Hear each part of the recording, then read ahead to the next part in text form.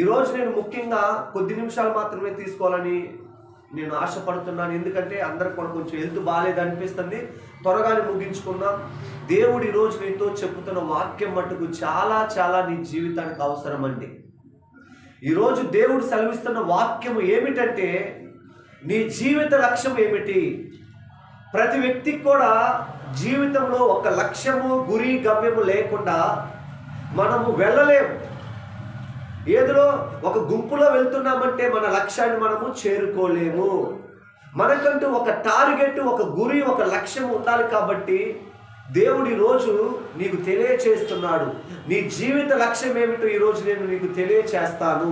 నీ జీవిత లక్ష్యం ఏమిటో తెలుసా? పరలోకం. నీ జీవిత లక్ష్యం ఏమిటో తెలుసా? నీవు మరణించాక నీ ఆత్మ పరలోకానికి చేరటమే నీ గురి. మన పౌరస్థితి ఎక్కడ ఉందండి? పరలోకంలో ఉన్నది. మన పౌరస్థితి ఎక్కడ ఉన్నది? పరలోకంలో ఉన్నది. పౌరస్థితి అక్కడ దేవుడు రాజ్యంలో ఉన్నది. కాబట్టి ఈ లోకము శాశ్వతమైనది కాదు. ఈ లోకాన్ని విడిచి మనం ఎప్పుడైనా వెళ్ళిపోవాల్సిందే. అయితే దేవుడు ఈరోజు నీతో సెలవిస్తున్న వాక్యం ఏమిటంటే, నీ జీవిత లక్ష్యం ఏమిటో నువ్వు మర్చిపోతున్నావు. జ్ఞాపకం చేసుకో.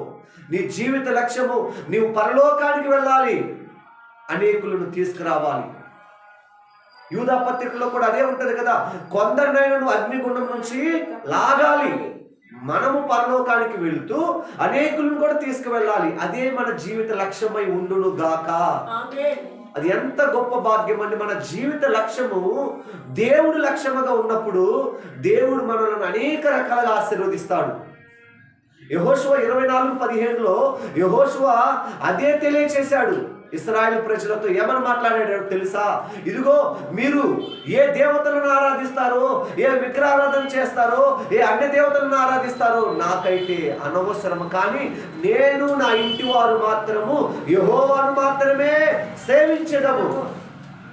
ఎంత గొప్ప స్టేట్మెంట్ అండి. మరి మనం ఇవ్వగలుగుతున్నామా? నేను నా ఇంటి వారు దేవుని మాత్రమే సేవించుతున్నామని ఒక స్టేట్మెంట్ మరి మీరు ఇస్తున్నారా? ఆ యొక్క కుటుంబంలో 10 మంది ఉంటే ఒక్కళ్ళో ఇద్దరు దేవునికి కనెక్ట్ అయిన వాళ్ళు, ఆ 8 మంది కూడా లోకానుసారంగా నామకార్థంగా లోకములో జీవిస్తూ ఉన్నారు. మరి వారేరి? మరి నీ కుటుంబంతో నీవు దేవుణ్ణి సేవించాలి. కుటుంబంతో మనం ఎప్పుడైతే దేవుణ్ణి సేవిస్తామో దేవుడు ఆ కుటుంబాన్ని ఆశీర్వదిస్తాడు. అందుకని కుటుంబ ప్రార్థనలు కూడా చాలా చాలా అవసరం. కుటుంబ ప్రార్థనలో దేవుని సన్నిధి అక్కడ ఉంటుందండి. కుటుంబానికి ఐక్యత వస్తుంది, కుటుంబానికి నెమ్మది వస్తుంది, కుటుంబానికి సమాధానం వస్తుంది. దేవుడు ఆ కుటుంబాన్ని ఖచ్చితంగా ఆశీర్వదిస్తాడు. ఎందుకంటే అక్కడ కుటుంబ ప్రార్థన జరుగుతున్నది. ఎక్కడైతే 2-3 కలిసి ప్రార్థన చేస్తారో అక్కడ ఆయన సన్నిధి ఉంటుంది. కాబట్టి అందుకని ఈరోజు కొన్ని పాయింట్లు మనము తెలుసుకొని ముందుకెళ్దాం. చూడండి, దేవుడు నీతో సెలవిస్తున్న మాట ఏమిటంటే, నీవు మాత్రమే కాదు, నీ కుటుంబము కూడా దేవుడి వైపు నడవాలి. నీ కుటుంబం కూడా దేవుడి వైపు నడిచినప్పుడు మాత్రమే ఆ కుటుంబానికి ఆశీర్వాదం. ప్రశాంత్ వాటర్ ఇవ్వచ్చు. ఆ కుటుంబానికి ఆశీర్వాదం రావాలంటే దేవుడు మనలను ఖచ్చితంగా ఆశీర్వదించాలి. ఎందుకంటే చూడండి ప్రియమైన దేవుని బిడ్డలారా, దేవుడు నీతో నాతో సెలవు చేస్తున్న మాట ఏమిటో తెలుసా? దేవుడు నిన్ను ప్రేమిస్తున్నాడు, నీ కుటుంబాన్ని కూడా ప్రేమిస్తున్నాడు. మరి నీ కుటుంబ సభ్యులందరూ కూడా దేవుని నమ్మే విధంగా నీవే బాధ్యత తీసుకోవాలి. ఎందుకంటే కుటుంబంలో అందరూ దేవునికి కనెక్ట్ అయిన వాళ్ళు ఉంటే మటుకు ఆ కుటుంబం పరలోకమే. కుటుంబంలో అందరు దేవుడు కనెక్ట్ అవ్వలేదనుకుంటే ఆ కుటుంబంలో పరలోక స్వభావం ఉండదు, నరక స్వభావం ఉంటుంది. ఎందుకంటే అపవాది క్రియలు పనిచేస్తూ ఉంటాయి. అందుకని దేవుడు నీతో నాతో చెప్తున్న మాట ఏమిటో తెలుసా? నీ కుటుంబంలో ఇంకా రక్షణ లేని వారు ఉంటే వారి కొరకు నువ్వు ప్రార్థన చెయ్యి. వారి కొరకు నువ్వు బాధ్యత తీసుకో. వారి కొరకు నీవు దేవుణ్ణి ఖచ్చితంగా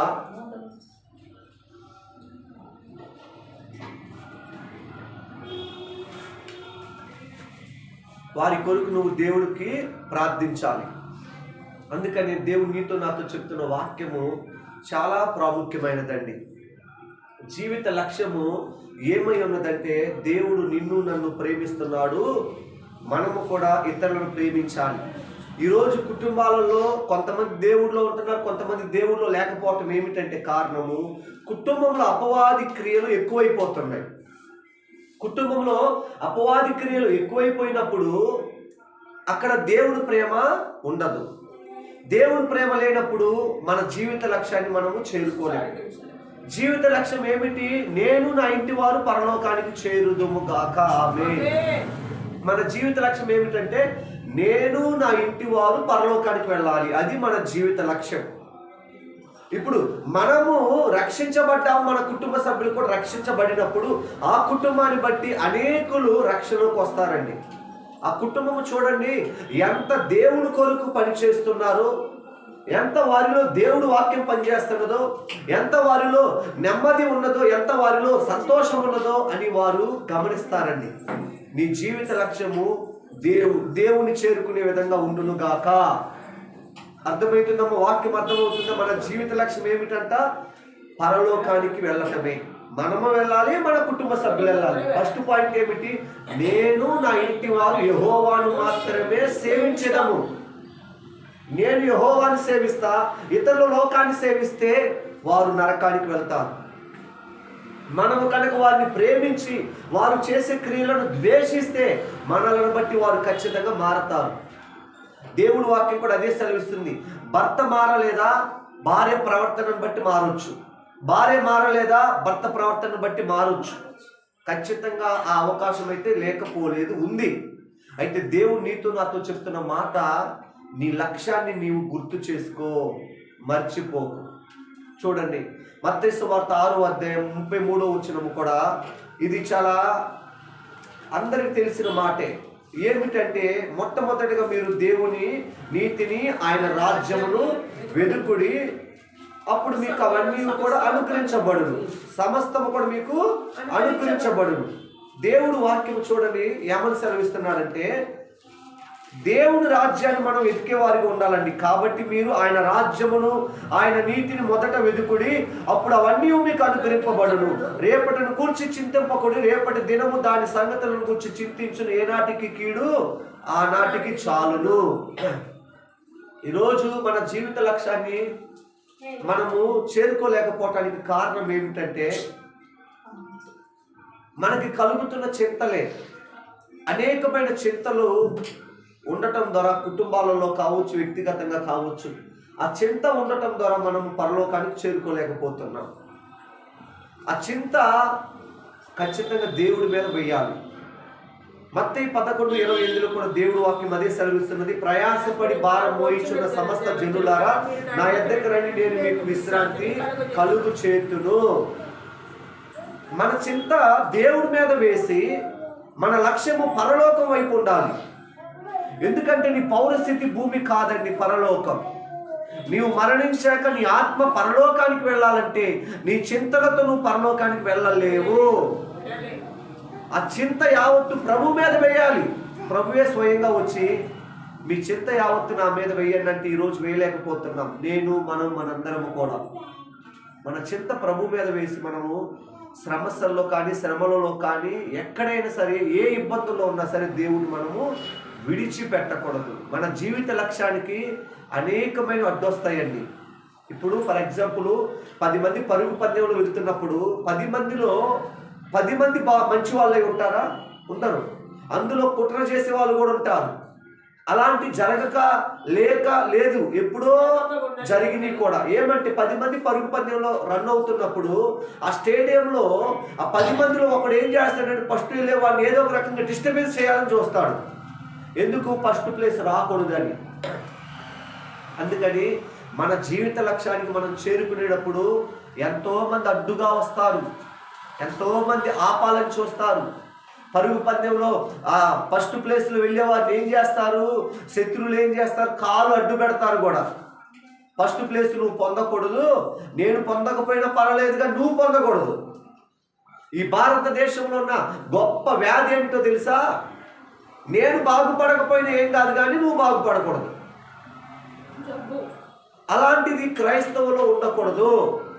నేను బాగుపడాలి, మీరు బాగుపడాలి, మీరు బాగుపడాలి, నేను బాగుపడాలి. ఇదిగో నా కొరకే నేను ఆలోచిస్తే దేవుడు నన్ను ప్రేమించడు. అందరినూ ప్రేమించాలి, అందరూ బాగుండాలి. అందుకనే దేవుడు కొరకు మనము పని చేస్తే ఆయన రాజ్యాన్ని వెతకగలం, ఆయన నీతిని వెతకగలం. మొట్టమొదటిగా ఆయన నీతిని, ఆయన రాజ్యాన్ని మనము వెతికే వారిగా ఉండాలండి.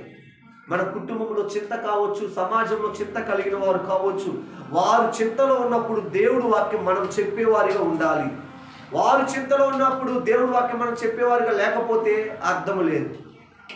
దేవుడు ఏమని వాక్యం సెలవిస్తున్నాడంటే, శోధనలో ఉన్న వారిని విడిపించుటకు శోధన సహించిన వారిని నేను ఏర్పాటు చేసుకుంటాను. మనం ఇప్పుడు శోధనలో ఉన్నాము. ఈ శోధనను జయించిన తర్వాత అనేక శోధనలో ఉన్న వారిని విడిపించడానికి దేవుడు మనల్ని వాడుకుంటాడు. దేవుడికి మహిమ కలుగును గాక. మనకు సమస్యలు వస్తున్నాయి, శ్రమలు వస్తున్నాయి. ఎందుకు వస్తున్నాయి అర్థం చేసుకోండి. దేవుడు మనలను అనేకులను శోధనలో ఉన్న వారిని విడిపించటానికి, అందుకు దేవుడు మనలను వాడుకుంటున్నాడు. ప్రియమైన సహోదరి సహోదరులారా, ఓదార్పు కలిగే మాటలు అందరు చెప్పగలరా? చెప్పలేరు. కొద్ది మంది మాత్రమే చెప్పగలరు. ధైర్యంగా ఉన్నవారు మాత్రమే చెప్పగలరు. పిరిగితనాన్ని జయించిన వారు మాత్రమే చెప్పగలరు. పిరిగితనం లేని వారు చెప్పగలరు. అందుకనే శోధనను సహించువాడు ధన్యుడు, పరలోక రాజ్యము వారిది. నీతి నిమిత్తం హింసించబడు వారి ధన్యులు, పరలోక రాజ్యం వారిది. నీ జీవిత లక్ష్యాన్ని నువ్వు చేరుకునేటప్పుడు నువ్వు నీతి కొరకు పనిచేస్తున్నావు కాబట్టి నీకు నిందలు, అవమానాలు తప్పవు, హింసలు తప్పవు. నీ ఇంటి వారి నుంచి వస్తాయి, నీ రక్త సంబంధుల నుంచి వస్తాయి, అందరి నుంచి వస్తాయి.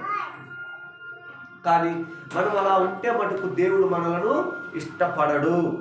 అందుకనే జీవిత లక్ష్యంలో ఒక క్లారిటీ లేకపోతే మటుకు మనం పరలోకానికి చేరుకోలేమండి. మన జీవిత లక్ష్యం చాలా చాలా క్లారిటీగా ఉండాలి. ఏమిటంటే, నేను పరలోకానికి వెళ్ళాలి, కొంతమంది తీసుకువెళ్ళాలి. అది నిజమైన భక్తి.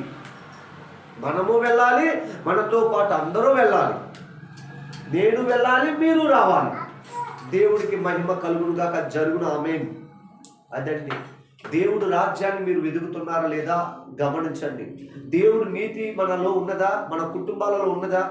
దేవుడి నీతి మన కుటుంబాలలో లేకనే ఈరోజు ఇన్ని అవస్థలు పడుతున్నాం. దేవుడి నీతి మన కుటుంబాలలో ఉంటే అసలు ఎందుకు ఈ కుటుంబ వ్యవస్థ పాడైపోతుంది చెప్పండి. దేవుని నీతి కుటుంబాలలో పని చేయటం లేదు కాబట్టే ఈరోజు రాష్ట్రాలలో, దేశాలలో కోర్టులు ఎక్కువైపోయినాయి, కోర్టులో కేసులు ఎక్కువైపోయినాయి, లాయర్లు ఎక్కువైపోయారు, లా చదివేవారు ఎక్కువైపోతున్నారంట. ఎందుకంటే క్రిమినల్ కేసులు, ఈ డైవర్స్ కేసెస్ అధికమైపోతున్నాయి. అంతకుముందు ఆ ఇంజనీరింగ్, ఆ మెడికల్కి కొంచెం ఎక్కువ ఉండే వాళ్ళేమో, ఇప్పుడు లా చదివే వాళ్ళు ఎక్కువైపోతున్నారు. ఎందుకంటే ఈజీగా డబ్బు సంపాదించవచ్చు. పిటిషన్ వేస్తారనుక 5,000, 10,000. ఏ పిటిషన్ వేస్తారు? అంతకు ముందోడికి ఏ పిటిషన్ వేస్తాడు, అందులో పేర్లు మార్చేసేస్తారు. వాళ్ళు చేసేది ఏమీ ఉండదు.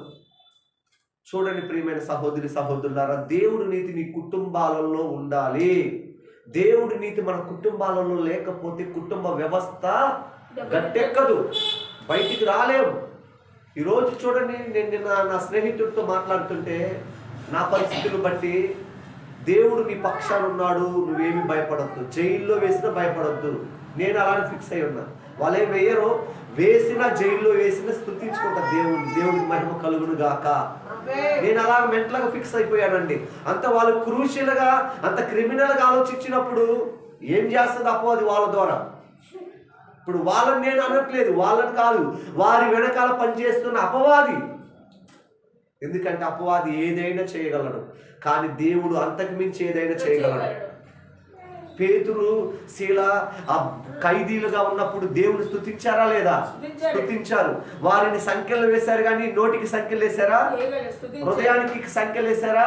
ఆలోచనకు సంఖ్యలు వేశారా? వేయలేరు. దేవుడు నీతి మనలో ఉన్నప్పుడు భయపడాల్సిన అవసరం లేదండి. నిజంగా ఒక మనిషి రాడ్డు తేలాలంటే శ్రమలు ఉండాలి. నిజంగా చిన్నప్పుడు నాకు పోలీసులంటే చాలా భయం. ఈ కోర్టులు ఏంటంటే అసలు అల్లాడిపోతూ ఉండేవాళ్ళం. కానీ నథింగ్. నాలో ఎవరున్నాడు? దేవుడు. నాలో ఉన్నవాడు లోకంలో ఉన్నవాడి కంటే గొప్పవాడు. దేవుడికి మహిమ కలుగును గాక. అపవాది నిన్ను ఎక్కడ దాకా లాక్కెళ్ళగలదు, నీ శరీరాన్ని ఏమైనా చేయగలదు, నీ ఆత్మను మటుకు ఏం చేయలేదు. అది మటుకు మనం గుర్తుపెట్టుకోవాలి. నా స్నేహితుడు పాస్టర్ గారు వాళ్ళ అబ్బాయి ఇప్పుడు మెడికల్ రిప్రజెంట్గా మెడికల్ లైసెన్స్కి సంబంధించిన జాబ్, గవర్నమెంట్ జాబ్ చేస్తున్నాడు. తనతో మాట్లాడితే అదే విశ్వాసమైన మాటలు చెప్తూ వచ్చాడు. మేము మాట్లాడుకున్నాం దేవుడు మాటలు. నిజంగా ఒకటే చెప్పాడు, ఏమీ జరగదు, వాళ్ళు ఎక్కడ దాకైనా వెళ్ళని, దేవుడు ఉన్నాడు మన పక్షాన. ఇందాల అమ్మ పాడిన పాటలో కూడా దేవుడు మన పక్షాన ఎప్పుడూ ఉంటాడు. ఒక ఆయన అంటాడు, నీవు దేవుడు దేవుడు అంటున్నావు, ఇక్కడ దేవుడు ఓకే, కోర్టులో దేవుడు పనిచేయడు అంటాడు. పనిచేయడా దేవుడు? పనిచేస్తాడు దేవుడు. అక్కడే బాగా పనిచేస్తాడు, అక్కడ బలంగా పనిచేస్తాడు దేవుడు. పిచ్చి జనాలు ఏం తెలుసు. అందుకని దేవుడు మాటలు ఏమని సెలవిస్తున్నాయి? మనుషులను ఆధారం చేసుకొని యెహోవా మీద నుండి హృదయాన్ని త్రిప్పుకునే వారు శాపగ్రస్తులే. దేవుడి మీద ఆధారం లేకుండా ఆ మనుషులు ఈ మనుషులు ఏదో చేస్తారని మనం ఊహించుకున్నాం అనుకో, వాళ్ళ మధ్యలో చేతులు ఎత్తేయచ్చు. వాళ్ళ పనులు సరిపోతాయి, మనతో పాటు రాగలరా ప్రతిసారి? అందుకనే మీరు నా కొరకు ప్రార్థన చేయండి. 22వ తారీఖు కొరకు నేను ఒక్కడనే వెళ్తున్నాను. నేను ఏ లాయర్ని పెట్టుకోవట్లేదు, ఏ పిటిషన్ వేయట్లేదు. వాళ్ళ దగ్గరికి వెళ్ళి జడ్జి ఎదురు నిల్చుంటా. నేను కావాలనుకుంటున్న కుటుంబాన్ని వాళ్ళు వద్దనుకుంటున్నారు, నా మీద ఫోర్స్ వస్తుంది, మీరే నాకు న్యాయం చేయండి. ఇదే మాట నేను పలికేది. దేవుడికి మహిమ కలుగును గాక. తర్వాత వాట్ నెక్స్ట్ అనేది దేవుడు డిసైడ్ చేస్తాను. ఈ మాట తప్ప నేను వేరేది ఏది కూడా అక్కడ పరిస్థితిని బట్టి మాట్లాడతాను, కానీ దేవుడికి వ్యతిరేకంగా మాట్లాడకూడదు. ఆమేన్. దేవుణ్ణి అక్కడ మహిమపరచుదునుగా. ఆమేన్. వాళ్ళందరూ కూడా ఆ మాటలు విని బలమైన విశ్వాసం దేవుడి వైపు వారు వచ్చుదురుగా. ఆమేన్. అక్కడ ఖచ్చితంగా దేవుడు నన్ను వాడుకునే విధంగా ప్రార్థన చేయండి. ఒక స్థలంలోకి నేను వెళ్తున్నానంటే దేవుడు అక్కడ నన్ను వాడుకుంటాడు ఖచ్చితంగా. ఆమేన్. అది ఎలాగైనా అక్కడ ఎంతమందికి సువార్త చెప్పాలో అక్కడ మరి జడ్జి గారు నా నుంచి ప్రభు మాటలు ఏమి వింటాడో, నువ్వేం చేస్తావో నీ ప్రొఫెషన్ అని అడగకుండా ఉండరు కదా. నేను పాస్టర్ను, ఒకటే చెప్తా, నా జీవిత లక్ష్యం పరలోకం అండి. నా కుటుంబాన్ని ఇప్పటికి నేను క్షమించుతున్నాను. నేను ఇప్పుడు ఈ క్షణం వచ్చినా నేను తీసుకెళ్తాను. వాళ్ళు రారని ఫోర్స్ చేస్తున్నారు, మీరే చెప్పండి. ఎంతోమంది చెప్పినా వినట్లేదు. ఇదే నేను చెప్పాలనుకుంటున్నా నా తీర్మానం. నా జీవిత లక్ష్యము పరలోకం. అందుకని మీతో కూడా దేవుడు చెప్తున్నది ఏమిటంటే, ఆయన రాజ్యం కొరకు మనం చూస్తున్నప్పుడు శ్రమలు మన ఇంట్లో నుంచే వస్తాయి. అది ఏ విధంగా కానీ శ్రమలకి ఆ రూపులు మారుతూ ఉంటాయి, అంటే ఆ స్టైల్ మారుతూ ఉంటుంది, కానీ శ్రమలు తప్పవు. అందుకని దేవుడు నీతో నాతో చెప్తున్నది, మీ జీవిత లక్ష్యం మటుకు మారకూడదు. అందుకని ప్రియమైన సహోదరి సహోదరులారా, ఒకసారి మటుకు మీరు దేవుణ్ణి అడగాలి, ప్రభువా నా జీవిత లక్ష్యము నీ వైపు ఉన్నదా లేకపోతే ఈ లోకం వైపు ఉన్నదా? నా జీవిత లక్ష్యం ఎలా ఉన్నదో అని మీరు ప్రార్థన చేయాలి. చూడండి, ప్రార్థన చాలా చాలా ఇంపార్టెంట్. నిన్న ప్రశాంత్ నేను ఖైరతాబాద్ ఎల్ఈఎఫ్ చర్చికి వెళ్ళాను. నేను ఆ సంఘం ద్వారా రక్షించబడ్డా. 2014లో ఆ సభలకు వెళ్ళినప్పుడు రక్షించబడ్డా. కానీ మా ఊర్లో ఆ సంఘం లేదు కాబట్టి నేను వెళ్ళలేకపోయా. హైదరాబాద్లో కూడా నేను వెళ్ళలేకపోయా, కానీ అప్పుడప్పుడు వెళ్తూ ఉంటాను. తనను కూడా తీసుకెళ్ళాను. అక్కడ మేము గమనించింది ఏంటంటే, వాక్యము ఒక అరగంట చెప్పిన తర్వాత ఉపవాస ప్రార్థనలో కనీసం 16 మంది ప్రార్థన చేశారు. ప్రార్థన అనేది చాలా చాలా అవసరం అండి. అందుకని ఈ సంఘానికి కూడా అలాంటి ప్రార్థన శక్తి, ప్రార్థనాత్మ వచ్చునుగా. ఆమేన్. ప్రార్థన సంఘంలో ఎందుకు నేను చేపిస్తానంటే, ప్రార్థన లేకుండా మనం ఏమీ చేయలేము. ప్రార్థన ఎక్కువ ఉండాలి. ప్రార్థన వాక్యము, ప్రార్థన వాక్యం. అందుకని చూడండి, 3వ మాట కూడా యోహాను సువార్త 4:34 ఏమని దేవుడు సెలవిస్తున్నాడంటే, తండ్రి చిత్తమును చెయ్యటము. యోహాను సువార్త 4:34 యేసు వారిని చూచి నన్ను పంపిన వారిని చిత్తము నెరవేర్చుటయు ఆయన పనిని తుదముట్టించుటయు నాకు ఆహారమై ఉన్నది. ఏమిటంట? యేసు ప్రభు ఏమని చెప్తున్నాడంటే, నన్ను పంపిన వాని చిత్తం నెరవేర్చుటయు ఆయన పని తుదముట్టించుటయు నాకు ఆహారమై ఉన్నది. దేవుని చిత్తాన్ని మనం చేసేవారిగా ఉండాలండి. దేవుడికి నువ్వేమైనా ఆహారం పెట్టగలవా? చెప్పండి, పెట్టలేము. కానీ దేవుడి చిత్తం చేయటం ఆయనకు ఆహారం అంట. ఇప్పుడు చూడండి, దేవుడికి మనం స్వయంగా ఆహారం పెట్టగలమా? అంత సమర్థులమా?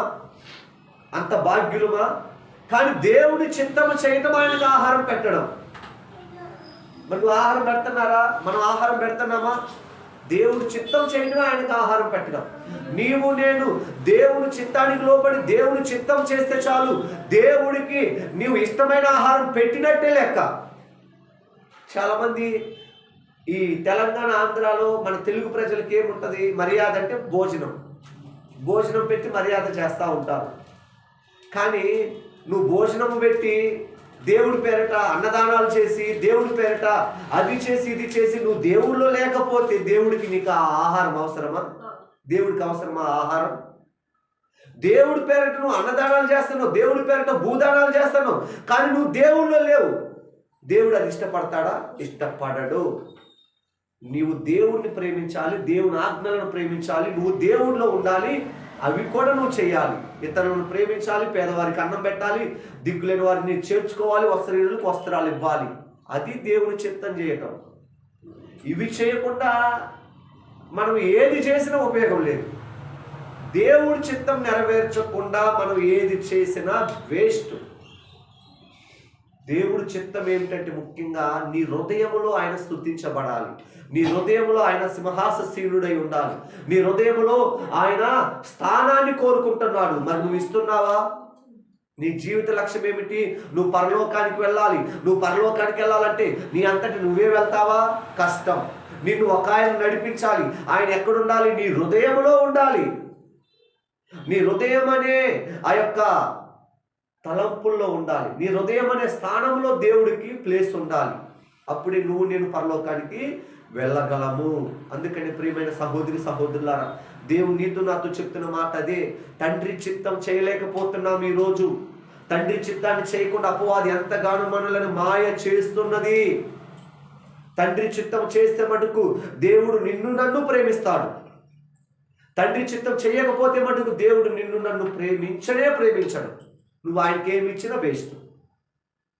నీ జీవిత లక్ష్యము దేవుని చిత్తము చేసే విధముగా ఉండునుగాక. ఆమేన్. ఇంకొక మాట చూద్దాం.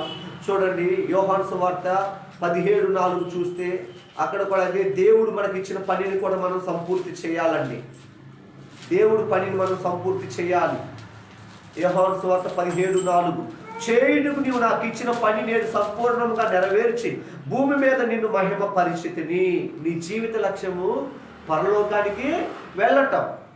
అయితే దేవుడు నువ్వు మహిమ పరచకుండా పరలోకానికి వెళ్ళలేవు. ఈ భూమి మీద నువ్వు దేవుణ్ణి మహిమ పరిచి దేవుడు కొరకు నువ్వు పని చేసి ఆయన ఇచ్చిన పనిని నువ్వు సంపూర్తిగా చేసి నువ్వు పరలోకానికి రావాలి. దేవుడికి ఇచ్చిన పనిని సంపూర్తి చేయాలి. దేవుడు మనకిచ్చిన పనిని చేయటము కూడా ఆయన చిత్తం నెరవేర్చటమే. అదే చెప్తున్నాడు, నీవు నాకు ఇచ్చిన పని నేను సంపూర్ణముగా నెరవేర్చి భూమి మీద నిన్ను మహిమ పరిచితిని.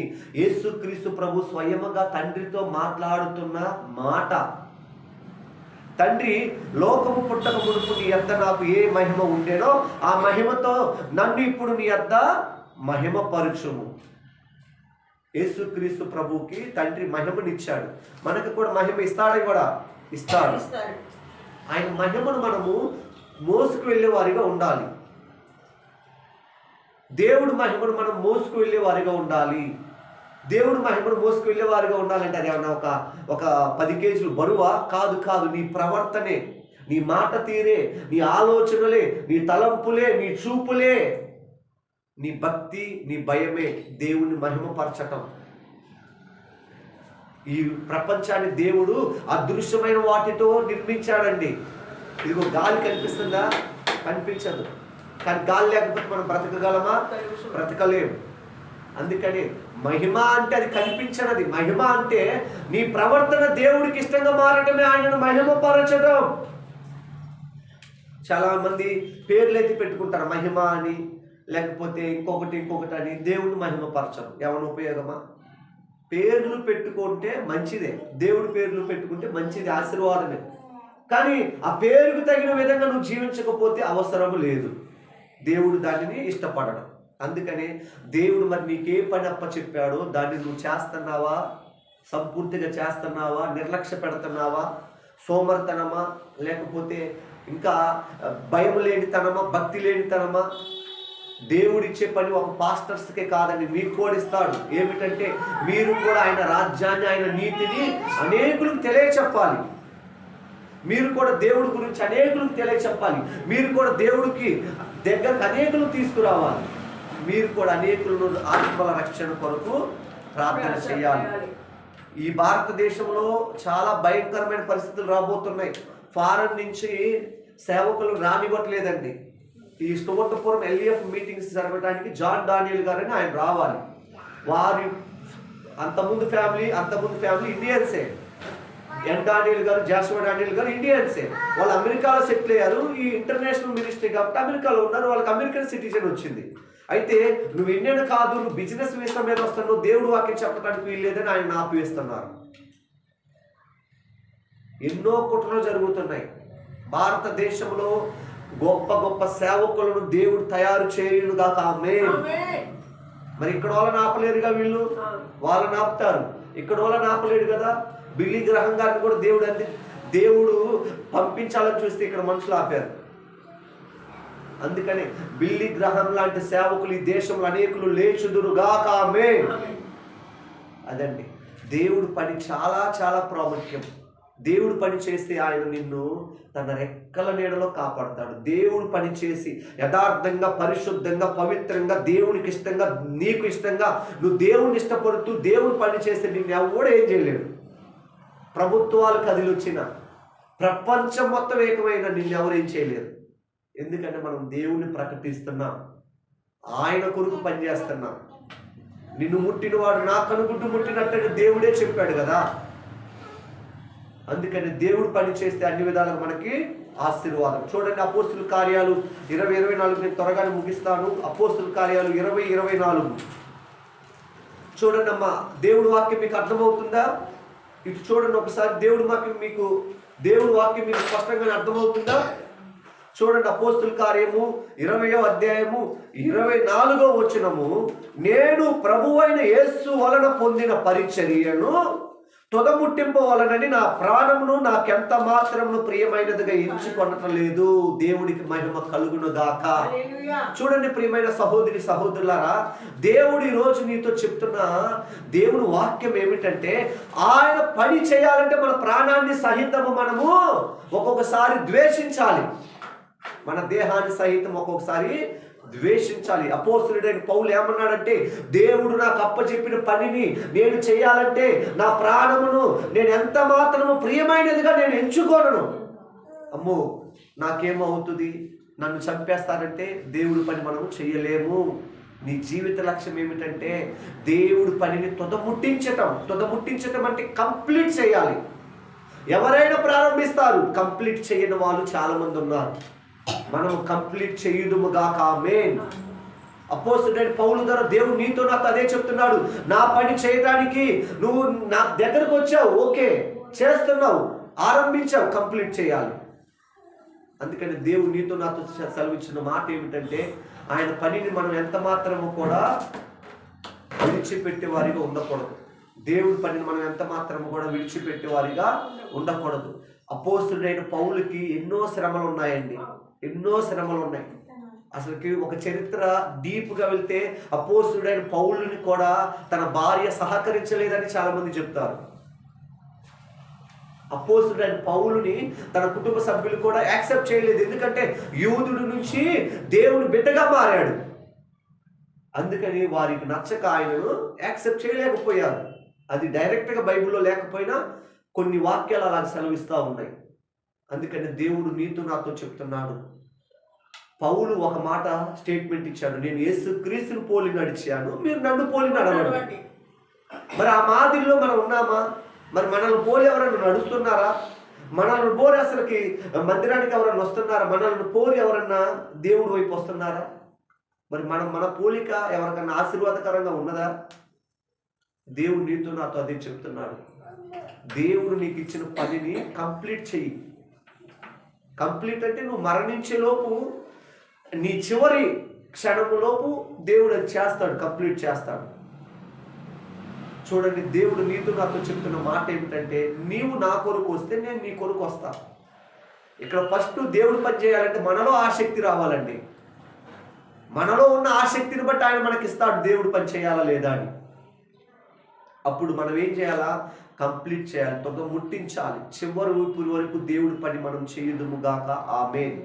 చివరి ఊపిరి వరకు దేవుడి పని మనం అందరం చేయుదుము గాక, ఆమేన్. అదండి పౌలు అలాంటి కొన్ని స్టేట్మెంట్స్ ఇచ్చాడు. నన్ను బలపరచు అని అంటే నేను సమస్తమును చేయగలను. మనల్ని బలహీనపరచాలని ఎంతో మంది చూస్తారు. మన రక్త సంబంధులు కావచ్చు, మన బంధువులు కావచ్చు, స్నేహితులు కావచ్చు. కానీ వాటికి మీరు తల దించకండి.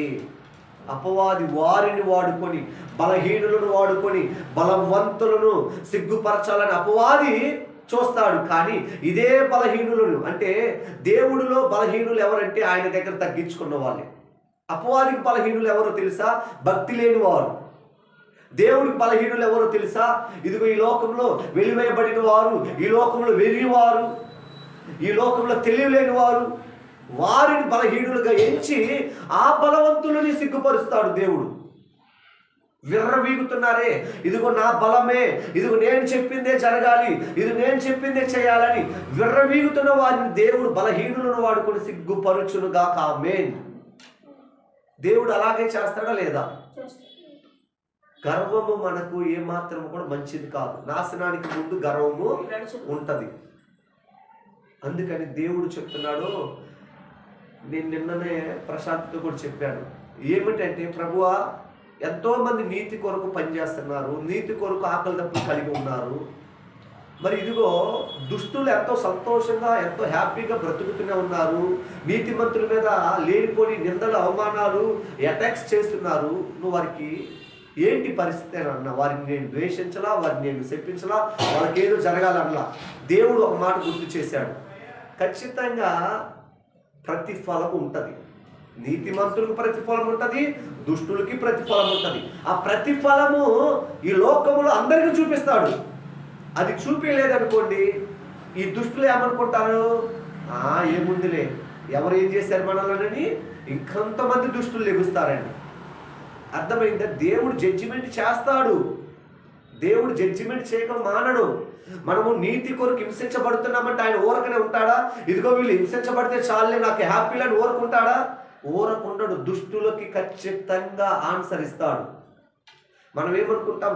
నీతిమంతుల్లో ఉన్న గొప్ప భాగ్యం ఏంటో తెలుసు? ఓర్పు, సహనము. సరేలే, నాకు దేవుడు చేస్తాడు, దేవుడు చేస్తాడని. దుష్టులు ఏమనుకుంటారు? నన్ను ఎవరు ఏం చేయట్లా, నేను ఎక్కడ దాకా వెళ్ళినా, నేను ఎలాంటి పాపం చేసినా, నేను ఎలాగ చేసినా, ఎలాగ వెళ్ళినా నన్ను ఎవరు చూడరులే అని వారు ఎక్కడికి వెళ్తారు? టాప్ లెవెల్కి వెళ్ళిపోతారు దేవుడికి వ్యతిరేకంగా. కానీ దేవుడు ఏం చేస్తారు? అక్కడి నుంచి పడవేస్తాడు. అప్పుడు చూసిన వాళ్ళు ఏమనుకుంటారు? అదిగో నీతిమంతుల్ని దెబ్బ కొట్టాలని చూశారు, ఏమైపోయారు? పడగొట్టబడ్డారు. ఇలా ఎంతమందిని మనం చూడలేదండి లోకంలో? లోకంలో ఎంతో మంది ఉన్నారు అలాగా. అందుకనే నీతి కొరకు శ్రమలు పడుతున్న మనము ధన్యులము. మనలో ఏ కపటము లేకుండా, మనలో దేవుడికి అయిష్టమైనది ఏది లేకుండా నువ్వు యథార్థంగా బ్రతుకు. దేవుడు నీకు నోటి నిండా నవ్వు కలుగ చేస్తాడని దేవుడు వాక్యం సెలవిస్తున్నాడు. దేవుడికి మహిమ కలుగునుగాక. అందుకనండి నిజమైన క్రైస్తవుడు మనుషుల మీద ఆధారపడడు, దేవుడి మీద ఆధారపడతాడు. అందుకని దేవుడు నీతో నాతో చెప్తున్నది ఏంటంటే, పరుగు పందెంలో సంతోషంతో మనము ముగించాలి. దేవుడి పనిని మనము బాధగా కూడా చేయకూడదు, సంతోషంగా చేయాలి. దేవుడి పనిని మనం ఆనందంగా చేయాలి. దేవుడి పనిని ఆశీర్వాదకరంగా ఉండాలి. అలా చేయాలి మనం. దేవుడి పనిని మనము నేను అదే నమ్ముతానండి. దేవా, నాకు ఈ సేవ ఇచ్చావు, ఎంత గొప్ప దేవుడివి. ఏ అర్హత లేదు నాకు, యోగ్యుడును కాదు, వెర్రివాడిని, బలహీనుడును, మనుషుల చేత తృణీకరించబడిన వాడిని, ఎందుకు పనికిరాని వాడిని, పెంట కుప్పల మీద ఉన్న వాడిని దేవుడు ఎన్నుకున్నాడు. దేవుడికి మహిమ కలుగును గాక. అది నేను మనస్ఫూర్తిగా చెప్పగలను. వాట్ ఐ యామ్, నేనేంటో నాకు తెలుసు. కానీ దేవుడు మన అంతరంగాన్ని చూసి దేవుడు తన పనిని ఇస్తాడు. ఇచ్చినప్పుడు మనము ఇబ్బంది పడనక్కర్లేదు. ఒక్కళ్ళు వచ్చారా, ఇద్దరు వచ్చారా, ఎంతమందిని తేవాలో అప్పుడు తెస్తాడు దేవుడు. ఆమేన్. మనం నిలబడితే చాలు. నిలబడ్డాడా లేదని చూస్తాడు దేవుడు. నిలబడ్డాక ధారాళంగా విస్తారంగా జనులు వచ్చుదురుగా, ఆమేన్, తెస్తాడు ఆయన. అవన్నీ తెచ్చేస్తాడు, కామన్గా తెస్తాడు. అది ఆల్రెడీ అక్కడ ఉన్నది, మనం చూస్తాము, ఖచ్చితంగా చూస్తాం. ఆమేన్. చూడండి, చివరి మాటతో నేను ముగిస్తాను. ఫిలిప్పీ 3:13-14 దేవుడి మాట ఏమని ఉన్నదంటే, సహోదరులారా, నేను ఇదివరకే పట్టుకొని ఉన్నానని తలంచుకొనను, అయితే ఒకటి చేయుచున్నాను, వెనుక ఉన్నవి మరచి ముందున్న వాటి కొరికి వేగిరపడుచు క్రీస్తు యేసునందు దేవుని ఉన్నతమైన పిలుపులకు కలుగు బహుమానమును పొందవలెనని గురి యొద్దకే పరిగెత్తుచున్నాను. దేవుడికి మహిమ కలుగును గాక. ఆమేన్. చూడండి, చివరి మాటకు వచ్చాం. వెనుకున్నవి మరిచి ఏం చేయాలంట? ముందున్న వాటి కొరకు మనం పరిగెత్తాలి. వెనుక ఉన్నది ఏంటి? మన శ్రమలు, నిందలు, అవమానాలు. ముందున్నది ఏమిటి? పరలోకం. పరలోకం కొరకు నువ్వు పరిగెత్తుదుగాక. హల్లెలూయా, ఆమేన్. పరలోకం కొరకు పరిగెత్తాలని ఈ మాట చాలా చాలా ఇష్టం. చూడండి, సహోదరులారా, నేను ఇదివరకు పట్టుకొని ఉన్నానని తలంచుకొనను, అయితే ఒకటి చేయుచున్నాను, వెనుక ఉన్నవి మరచి. చెప్పండి అందరూ, వెనుక ఉన్నవి మరచి. చెప్పాలి అందరూ, వెనుక ఉన్నవి మరచి ముందున్న వాటి కొరకే వేగిర పడుచు క్రీస్తు యేసునందు దేవుని ఉన్నతమైన పిలుపునకు కలుగు బహుమానమును పొందవాలనని గురి యొద్దకే పరిగెత్తుచున్నాను. మనమందరం కూడా చెప్దామా? వెనుకున్నవి మరచి పరలోకం కొరకై పరుగెడతాను. చెప్పాలి, వెనుకున్నవి మరచి పరలోకం కొరకై పరుగెడతాను. ఆమేన్. అది వెనుకున్నవి మర్చిపోవాలండి. ఆ గత స్వభావాన్ని మర్చిపోవాలి. గతంలో పాప స్వభావం మన మీద ఏలుబడి చేసింది కదా, దానిని ఏం చేయాలా? అణిచివేయాలి. రోమ 16:20 చెప్పినట్టు, సమాధానకర్తయగు యేసయ్య సాతానుని మీ కాళ్ళ క్రింద శీఘ్రముగా చితక త్రొక్కించినంటే అర్థం ఏంటో తెలుసా? మన కాళ్ళ క్రిందకి అది అపవాది వస్తుందని కాదు, ఆ పాపాన్ని నువ్వు తొక్కేయాలి. ఆ పాప స్వభావాన్ని నువ్వు చితక తొరకాలి. ఆ పాపపు ఆలోచనలు నువ్వు చితక తొరకాలి. అప్పుడు దేవుడు నిన్ను ఆశీర్వదిస్తాడు. అప్పుడు నువ్వు గురి యొద్దకు పరిగెడతావు. పాపపు స్వభావంలో ఉండి, పాపపు ఆలోచనలో ఉండి మనం గురి యొద్దకు పరిగెడతలేం. అందుకని చాలా మంది క్రైస్తవులు ఎలా పడిపోతున్నారు? వెనుక వాటిని మరలా చూస్తున్నారు. ఉదాహరణకి దేవుడు ఏమన్నాడు? లోతు భార్యను వెడు తిరుగుద్దామంటే వెడు తిరిగింది. ఏమైంది? ఉప్పు స్తంభమైంది. మనము కూడా వెడు తిరిగి చూసామా? పాపంలోకి వెళ్ళామా? ఆ పాత స్వభావంలోకి వెళ్ళామా? మనకు పరలోకం రాదు. అందుకని వెనుకున్న వాటిని మర్చిపోవాలండి. ముందున్న వాటి కొరకు మనం వేగిర పడాలి. ముందున్నది ఏమిటి? పరలోకం. యేసుక్రీస్తు నీ కొరకు ప్రాణం పెట్టాడు. యేసుక్రీస్తు నీ కొరకు సిలువలో మరణించాడు, రక్తం చిందించాడు. ఎందుకు? నీ గురి పరలోకమై ఉండాలి. నువ్వు పరలోకానికి రావాలి. నువ్వు మరణించాక నీ ఆత్మ తిరిగి పరలోకానికి రావటానికి దేవుడు నీ కొరకు ప్రాణం పెట్టాడు. సిలువలో 2 చేతులకి ఆయనకు మేకులు కొట్టారు, కాళ్ళకు మేకులు కొట్టారు, తలకి కిరీటం పెట్టారు, ముళ్ళ కిరీటము, వీపంతా కొరడా దెబ్బలతో దున్నబడినది. అయినా సరే దేవుడు వారిని క్షమించాడు. మనము కూడా ఇతరులను క్షమించాలి. పరలోకం వైపు మన గురి ఉండాలి. మన జీవిత లక్ష్యము ఏమిటంట? పరలోకం. కొద్ది నిమిషాల్లో నేను ముగిస్తాను. మన జీవిత లక్ష్యం ఏమిటి? పరలోకం. మనము పరలోకానికి రావాలి, మన కుటుంబ సభ్యులు పరలోకానికి రావాలి.